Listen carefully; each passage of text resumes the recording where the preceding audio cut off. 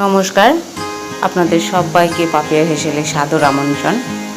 তালের লুচি তো আপনাদের সঙ্গে শেয়ার করেছি, এবার তালের মালপোয়ার রেসিপি আপনাদের সঙ্গে শেয়ার করতে চলে এলাম।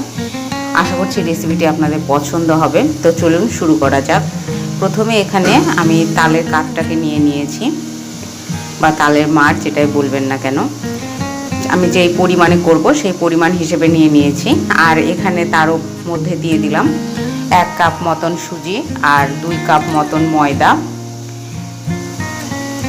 আর এখানে দিয়ে দিচ্ছি সামান্য পরিমাণে দুধ পাউডার। এখানে আমি 10 টাকার দামের প্যাকেট যেটা হয় আমুলের সেটা দিয়েছি, আর তার সঙ্গে দিয়েছি চিনি পরিমাণ মতন। যতটা পরিমাণ আমার এই ব্যাটারের জন্য প্রয়োজন ঠিক ততটা পরিমাণ চিনি নিয়েছি। আর দুধ দিয়ে এটা আস্তে আস্তে আমি এরকম থিকনেসে গুলিয়ে নেব। এই যে এরকম যেন থিকনেস থাকে, খুব ঘন না আবার খুব একটা পাতলা না। বেশি ঘন হয়ে গেলে মালপোয়াগুলো ফুলবে না। তো এখানে আমি সেটাকে ভালো করে গুলিয়ে নেবার পর মোটামুটি আধা ঘন্টা মতন রেস্টের জন্য রেখে দিয়েছিলাম।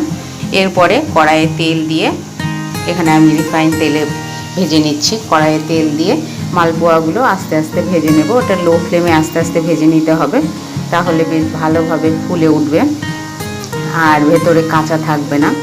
সেজন্য এখানে আমি আস্তে আস্তে লো ফ্লেমে ভেজে নিচ্ছি। আর এই মালপোয়াগুলো খেতে দারুণ হয়েছিল। অবশ্যই আপনারা যদি এই মালপোয়ার রেসিপিটি পছন্দ হয়ে থাকে একবার বাড়িতে ট্রাই করবেন। কেমন লাগলো কমেন্টের মাধ্যমে অবশ্যই জানাবেন। লাইক করবেন, বন্ধুবান্ধব আত্মীয়দের মাঝে শেয়ার করবেন, আর সাবস্ক্রাইব করে অবশ্যই আমার পাশে থাকবেন। এই যে দেখুন মালপোয়া রেডি। এইরকম করে এক এক করে আমি সমস্তগুলো ভেজে নেব।